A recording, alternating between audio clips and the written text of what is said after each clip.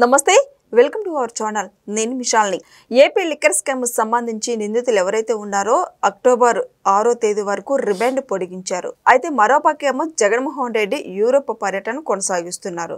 ఇక జగన్మోహన్ రెడ్డి వెళ్ళి వచ్చేసరికి ఈ లిక్కర్ స్కామ్ సంబంధించి విచారణ కంప్లీట్ అవుతుందా లేక జగన్మోహన్ రెడ్డి కూడా అరెస్ట్ కాబోతున్నారా అని క్వశ్చన్ మార్క్ లో ఉంది. అయితే దీని మీద పూర్తిగా విశ్లేషించడానికి మనతో స్టూడియోలో ఉన్నారు పొలిటికల్ అనలిస్ట్ శ్రీనివాస్ జొన్నలగడ్డ గారు ఉన్నారు. వారినాటి విషయాలను తెలుసుకునే ప్రయత్నం చేద్దాం. నమస్కారం సార్. నమస్కారం. లిక్కర్ స్కామ్ సంబంధించి ఇప్పటికే ఈడీ దూకుడు పెంచింది చూస్తూనే ఉన్నాం. మరి అయితే నిందితులు ఎవరైతే ఉన్నారో వాళ్ళకి వచ్చే నెల 6వ తేదీ వరకు రిమాండ్ పొడిగించారు. మరోపక్క చూసుకుంటే జగన్మోహన్ రెడ్డి అటు అసెంబ్లీకి వెళ్లకుండా యూరోప్ వెళ్ళటం ఏందని ప్రజల్లో కూడా చర్చ బాగా జరుగుతుంది. ఏమంటారు మీరు దీని మీద? అసెంబ్లీకి రాకుండా యూరోప్ పర్యటనలు, విలాసవంతమైన పర్యటనలు, అవి కూడా పర్యటనలు ఒకటేనా లేకపోతే అక్కడికి వెళ్ళిన తర్వాత ఇంకేమన్నా కొన్ని చక్క పెడుతున్నాడా అంటే మరి దోషం సొమ్మంతా ఎక్కడో చోట మదింపు చేయాలి, పెట్టుబడులు పెట్టుకోవాలి, దాన్ని పర్యవేక్షించుకోవాలి, మరి ఏదో దీపంలో కూడా ఎక్కడ ఏదో పెట్టాడు అంటున్నారు కదా. ఇవన్నీ కూడా ఇక ఎక్కడికక్కడ మరి పెట్టిన పెట్టుబడులు వాటి తాలూకా మూలాలు ఉంటాయి కాబట్టి అంటే పనిలో పనిగా ఇదో పని మీద కూడా వెళ్తున్నాడా అనుకోవచ్చు కూడా. దాంతోపాటు ఆయనకి ఎటు తిరిగి లండన్ మందులు అనేవి ఒకటి ఉన్నాయి కదా, జనం అందరూ చెప్పుకునేది ఏదేగా లండన్ మందులు ఏమన్నా ఒకవేళ అయిపోతే దాన్ని ట్రీట్మెంట్ ఆ మందులు కూడా పని చేయకపోతే దీన్ని డోస్ పెంచుకోవాల్సిన పరిస్థితి వచ్చిందేమో కూడా అంటున్నారు. ఆ విధంగా కూడా కొంచెం మరి అక్కడ డోస్ పెంచి మరి ఏమన్నా 3 షాకులు ఇచ్చి ఏమన్నా మళ్ళీ ఏమన్నా ట్రీట్మెంట్ ఇస్తారేమో కూడా తెలియదు. ఏదోట్లేండి, మొత్తానికి ఇదంతా ఊహాగానాలే మనం ఎన్నో అనుకున్నా కూడా. ఒక అక్టోబర్లో మాత్రం 15 రోజులు ఇల్లు వస్తారని అంటున్నాడు ఆయన. ఇక్కడ కూడా వీళ్ళు కూడా క్షేమంగా లాభంగానే అంటున్నారు సిబిఐ కోర్టు కూడా. అలానే ఉంది. జనాలకు ఎలా ఉంటుంది అంటే ఇప్పుడు 12 ఏళ్ళు పుష్కర కాలం బెయిల్ మీద శుభ్రంగా తిరిగేసాడు. ఇంకా బెయిల్ మీద ఉండగానే అక్రమార్జన చేశాడు, బెయిల్ మీద ఉండగానే అధికారంలోకి వచ్చాడు, ప్రతిపక్షంలో ఉన్నాడు, మళ్ళీ ప్రతిపక్షంలోకి వచ్చాడు, ఈ విధంగా స్కాములు చేశాడు. ఇప్పుడు నిజంగా అతను నేరస్తుడని తేలితే ఒక నేరస్తుడిని అధికారంలో కూర్చోబెట్టడానికి అవకాశం ఇచ్చిన రాజ్యాంగంగా మన రాజ్యాంగం చిన్నపోతుంది కదా. సో ఓవరాల్గా ఏంటంటే రాజ్యాంగం మనకి మరి ఎన్ని అవకాశాలు ఇచ్చింది అనేకంటే అవకాశాలను ఎంత దుర్వినియోగం చేసుకుంటున్నాం మన రాజ్యాంగం నుంచి మనమే. అంటే అక్కడ న్యాయవాదులు కానివ్వండి లేకపోతే ఎవరైనా సరే ఒక న్యాయం జరగాల్సిన స్థానంలో ఆ న్యాయం మరి డిలే అవుతుందంటే అది న్యాయం కాదు, అది అన్యాయంతో సమానమే కదా అని అంటారు కదా. ఇంతకుముందు నుంచి మరి మొదటి నుంచి మరి చాలా కాలంగా ఉన్న మాటే, అది మనం కొత్తగా చెప్పే మాట ఏం కాదు. ఆ విధంగా చూసుకుంటే 12 ఏళ్ళ ఎక్కడైనా సరే మరి ఇది విడ్డూరం అంటాం కదా, ఏడు వింతలు అంటున్నాం చూడండి, మరి అంతకంటే ఎక్కువ ఇది. ఎక్కడైనా ఏదన్నా ఒక నిందితుడిని ఏదన్నా అరెస్ట్ చేసి విచారణ జరపాల్సి వస్తే ఏదో 1-2 నెలలు అంటే ఓకే, మరి 6 నెలలు ఏదో చేశారు, ఒక బెయిల్ ఇచ్చారంటే అదో రకం, సంవత్సరం అంటే ఇంకొక రకం.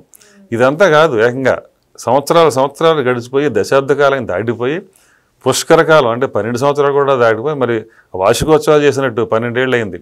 ఇప్పుడు ఇది ఎలా ఉందంటే బెయిల్ అనేది లైఫ్ టైం బెయిల్ అంటారు దీన్ని, అనుకోవాలన్నా చేసేసారు. అంటే ఇప్పుడు ఒక రకంగా హాస్యాస్పదం అయిపోతుంది ఈ చర్చ. ఇప్పుడు మనం చూస్తుంటాం కదా, ఇదిగో సాయంకాలం అరగంట వేసేస్తున్నారు, లోపల వేసేస్తున్నారు, జగన్ అరెస్ట్ అయిపోతున్నాడు, ఇంకెంతసేపు ఇంకొద్దిసేపట్లోనే భారతిరెడ్డిని కూడా లోపల అరెస్ట్ చేసేస్తున్నారు, కాసేపట్లో కూసేపట్లో. ఎక్కడన్నా 3 నెలల నుంచి ఇదే మాటలు. ఏ అనలిస్ట్ ఏ యాక్టివిస్ట్ మాట్లాడినా లేదా బయట ఎక్కడన్నా చర్చలు వచ్చినా ఏం జరుగుతున్నా కానీ ఇంకేం లేదు, అయిపోయిందంతా లోపల వేసేస్తున్నారు. ఎక్కడ వేసారు లోపల, ఎప్పుడు వేసారు? దాని బదులు ఇప్పుడు మీరు క్షేమంగా లాభంగా రండి, నేను ఎందాకన్నాం కదా ఆ టైప్లోనూ మీరు వెళ్ళండి. ఇప్పుడు సిట్ అధికారులు దర్యాప్తు పూర్తి అయిపోయింది, ఇంకేం లేదు, ఛార్జ్ షీట్ 1 వేసేస్తాం, తర్వాత 2 వేసేస్తాం, 3 వేసేస్తాం, ఆ తర్వాత రిమాండ్. ఇప్పుడు రిమాండ్ అంటున్నారు, 6 వరకు రిమాండ్ ఏమవుతుంది? రిమాండ్ అయ్యాక ఇక్కడ మనకు అన్ని వెసులుబాట్లు ఉన్నాయి. రిమాండ్ తర్వాత ఇంకో రిమాండ్, ఇలా రిమాండ్లో ఉండగా వాళ్ళు దాన్ని ఈ నేరస్తులు వాళ్ళ నిందితులు ఎవరైతే ఉన్నారో వాళ్ళు మీద నేరారోపణ రుజువు చేయమని అడుగుతారు. వీళ్ళు రుజువు చేయడానికి వీళ్ళు ఇంకా విచారణ చేస్తూనే ఉంటారు. ఈ రుజువు చేయలేరు, విచారణ జరుగుతూ ఉంటుంది. ఆ విచారణ అది ఇంకా అన్లిమిటెడ్, దాన్ని ఏమంటారు, దాన్ని ఇక అంతులేని కథ.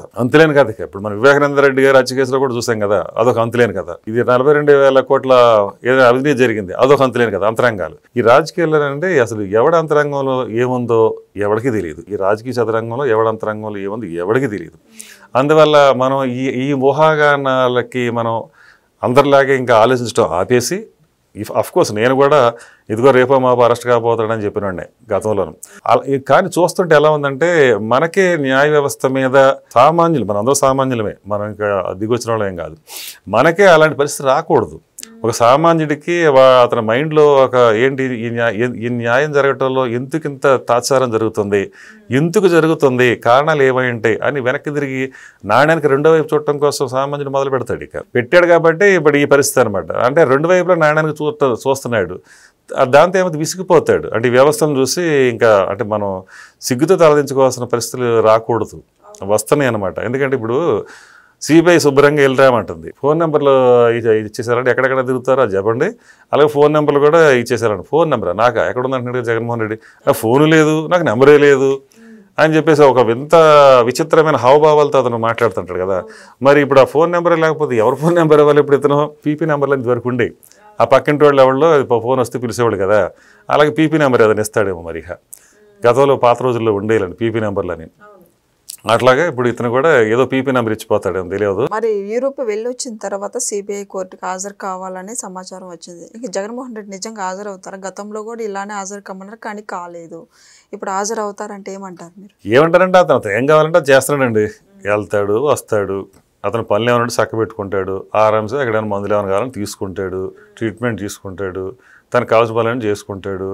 ఆ తర్వాత ఈ లోపల వస్తాడు, అక్కడెక్కడ పారిపోయాడు. అతనేమని అవసరం అంటే పారిపోతాడని అంటున్నారు కానీ పారిపోయే అవకాశం అసలు లేనే లేదు. శుభ్రంగా వస్తాడు. అతనికి అది చాలా ధైర్యంగా ఉన్నాడు అతను. ఎందుకంటే 12 సంవత్సరాల పాటు బెయిల్లో ఉన్న వ్యక్తికి ఇంకా కొత్తగా ధైర్యం ఇంకా ఎక్కడి నుంచి దేని గురించి మాట్లాడుకోవస్తాం ఇంకా మనం అసలు అవసరమే లేదు. సో వస్తాడు శుభ్రంగా, మళ్ళీ అదే బెయిల్ మీద ఏదో సైకిల్ మీద తిరిగినట్టు అదే బెయిల్ మీద శుభ్రంగా తిరుగుతూ ఉంటాడు. ఆ బెయిల్ అలా కంటిన్యూ అవుతుంటుంది. నేను చెప్తున్నాను కదా, లైఫ్ టైం బెయిల్ లాగా వెళ్తూ ఉంటుంది ఇది. ఎందుకంటే ఈ లైఫ్ టైం బెయిల్ అనే ఒక మాట మన నోట్లోంచి రాకూడదు. మరి ఆ పరిస్థితి వచ్చింది. ఇదో దురదృష్టకరమైన పరిస్థితి. ఇది విచారిస్తున్నాము అంటారు.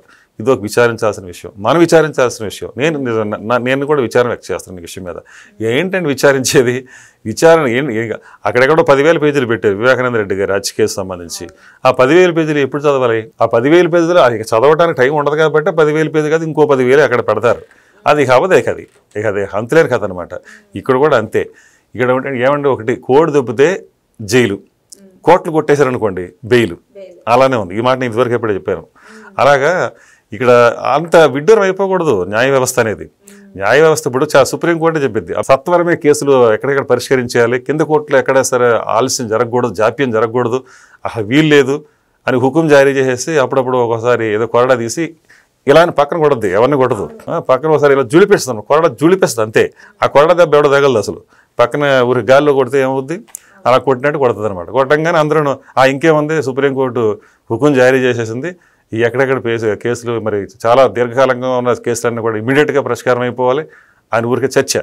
ఆ తర్వాత పొలిటికల్ గాను బయట కానీ ఇంకా సోషల్ మీడియాలో మళ్ళీ ఉంటే వాళ్ళందరూ కాసేపు మాట్లాడేసుకుని అయిపోయింది అనుకుని మళ్ళీ ఇంకో టాపిక్లోకి వెళ్ళిపోతారు తెల్లారితే. అలాగా నాకు ఎందుకు ఇంత ఈ రకంగా మాట్లాడాలనిపిస్తుంది అంటే, ఒక కేసు పురోగతి సాధించాలంటే ఇంతకాలం అవసరమా? రేపో మాపో సిట్ అయిపోయిందా ఇంకా అరెస్టు అది ఇది అని మనం ఇవన్నీ ఊహాగానాలన్నీ చెప్పుకుని మనం కూడా విసిగిపోయాం. మరి రేపు 6వ తారీఖు రిమాండ్ అంటారు. ఆ తర్వాత మరి ఒకవేళ అరెస్ట్ చేయాల్సి వస్తే ఎక్కడికి వెళ్ళి అరెస్ట్ చేస్తారు? లండన్ పోతారా వీళ్ళని? సిట్ అధికారులు లండన్ పోయి, లేదా ఈడీ అధికారులు లండన్ పోయి అరెస్ట్ చేసుకొస్తారా? లేదా లండన్లో పోయి మీరు అర్జెంట్ సాయంకాలం ఫ్లైట్ ఎక్కేసేయండి అని వీళ్ళే డబ్బులు పెట్టేసి తీసుకొచ్చి ఇక్కడ లోపల తీసుకెళ్ళి చల్లపల్లికో లేకపోతే రాజమండ్రి జైలు పంపిస్తారు? ఏం పంపించరుగా. అంటే అలాగని ఎవరైనా అనుకుంటున్నారా? అంటే ఇక్కడ ఏమో అద్భుతాలు జరిగిపోతాయని ఏ సామాన్యుడు అనుకోవట్లేదండి. సో అందువల్ల ఏంటంటే ఇక్కడ అందుకని అందరిలో ఈ ధీమా, ఇక్కడ ఏం జరుగుతుందో అనేది ప్రజలకి ఇండైరెక్ట్గా పరోక్షంగా తెలుస్తూ ఉంటుంది, కానీ ప్రత్యక్షంగా చర్చించుకోవడానికి అవకాశం ఉండదు అనమాట. మళ్ళాంటి వాళ్ళకి అసలే ఉండదు. జగన్మోహన్ రెడ్డి మొన్న హైకోర్టుకి వెళ్ళి నాకు ప్రతిపక్ష హోదా కావాలని పిటిషన్ వేశారు. అయితే అది 4వ తేదీకి వాయిదా పడింది. మరి ఈలోపు మళ్ళా యూరోప్ పర్యటన పెట్టుకున్నారు. ఏంటి మరి అసలు దీనికి? ఇది చెప్తున్నాం కదండి, దానికి కూడా ఏదో తీర్పు వస్తుంది రేపో మాపో, లేకపోతే ఇంకొక 4 నెలలకో 4 ఏళ్ళకో ఏదోటి. అంటే ఇక 2029 వచ్చేస్తాయి. 2029 వరకు కూడా కావాలంటే ప్రతిపక్ష నేత హోదా వస్తారా అదే దాన్ని అప్పుడు దాకా కూడా తీసుకెళ్ళవచ్చు, అది ఇబ్బంది ఏం లేదు. లేదంటే దాన్ని ఏమో ఈ కోర్టు కాదు ఆ కోర్టు కాదు ఇంకో కోర్టు, పై కోర్టు, సుప్రీంకోర్టు అన్నీ ఉంటాయి కదా మనకి వెసులుబాట్లన్నీ.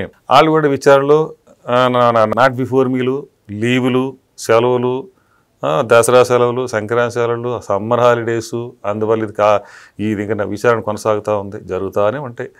ఒకవేళ ఓకే ప్రతిపక్ష నేత అతను హోదా వస్తే ఏంటి, రాకపోతే ఏంటి?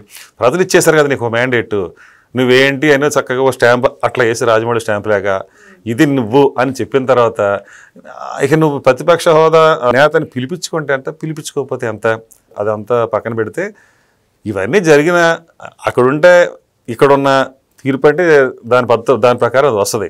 దానివల్ల ఒరిగేది లేదు, జరిగేది ఏమి ఉపయోగం ఏం లేదు. మరి వైసీపీ నేతల పరిస్థితి ఏంది? ఇప్పుడు జగన్మోహన్ రెడ్డి యూరోప్ వెళ్తున్నారు, ఇక వైసీపీ నేతల పరిస్థితి ఏముందండి, ఇప్పుడులానే ఉంటుంది. అంటే గతంలో ఢిల్లీ ఏమో పర్యటన జగన్మోహన్ రెడ్డి వెళ్తే ఆ లోపే జగన్మోహన్ రెడ్డి అక్కడ ఉండగానే విజయసాయి రెడ్డి రాజీనామా చేశారు. మరి ఈ లోపు కూడా ఇప్పుడు యూరోప్ వెళ్ళిన పర్యటనలో ఈ లోపు ఇంకెవరైనా రాజీనామా చేసే అవకాశం ఉందంటారా? ఏముందండి అంటే అనుకోవచ్చులేండి, ఒకసారి లండన్ పోయేసి ఇక్కడ చంద్రబాబు నాయుడు అరెస్ట్ చేయించినప్పుడు నాకేం సంబంధం లేదు, నేను లండన్లో ఉన్నాను, ఇక్కడ పోలీసులు ఎత్తేసారు అన్నాడు.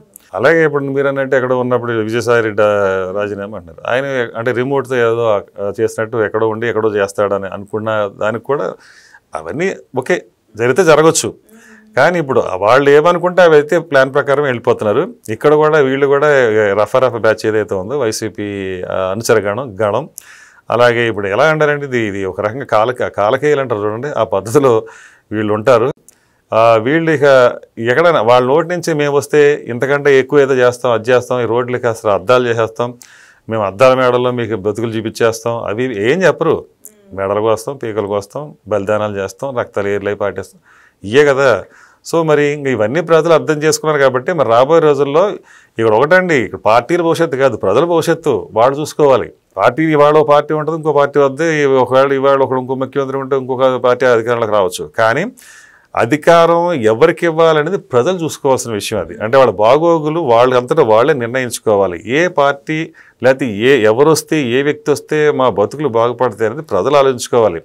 అది మానేసి నిర్లక్ష్యంగా ఓటు వీలో కూడా తెలియకుండా ఆ ఓటేసే రోజునేమో టీవీల దగ్గర కూర్చుని అది అక్కడ వీళ్ళు ఊహాగానాలు అవన్నీ వాళ్ళు రావాలి వీళ్ళు రావాలంటాం, వీళ్ళే చెప్తా ఉంటారు ఓటేయడానికి ఎవడ పోలేదు, ఇవి వెళ్ళనోడే చెప్తాడు అనమాట. వాళ్ళు అంతగా ఆ రకంగా ఉన్న వ్యవస్థ ఇది. మొత్తం ప్రజలు మారాలండి ఓవరాల్గానే.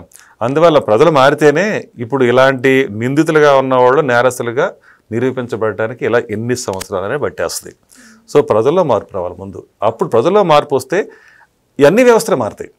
రాజ్యాంగ వ్యవస్థ ఏవైతే ఉందో సిబిఐ కానివ్వండి, ఈడీ కానివ్వండి, లేకపోతే కోర్టులు కానివ్వండి, న్యాయస్థానాలు కానివ్వండి, ఏ వ్యవస్థ అయినా కూడా ప్రజలు బలంగా ఉండి ప్రజల ఒక పద్ధతి ప్రకారం వాళ్ళు ఎలాంటి రాజ్యాంగం ఉండాలి, ఎలాంటి ప్రభుత్వాలు ఏర్పడాలని వాళ్ళంతా వాళ్ళు ఒక బలమైన ఒక ఇది వాళ్ళలో వస్తేనే ఇవన్నీ మారుతాయి. రోజులు మారాలి అంటే మనం మారాలి ముందు. సో ఇదంతా చూశారు కదా, జగన్మోహన్ రెడ్డి యూరోప్ పర్యటన అయితే కొనసాగిస్తున్నారు. అయితే నెక్స్ట్ జగన్మోహన్ రెడ్డి వెళ్ళొచ్చిన తర్వాత సిబిఐ కోర్టులో హాజరు అవుతారా లేదా అనేది నెక్స్ట్ వీడియోలో తెలుసుకుందాం. Thank you sir. నమస్కారం.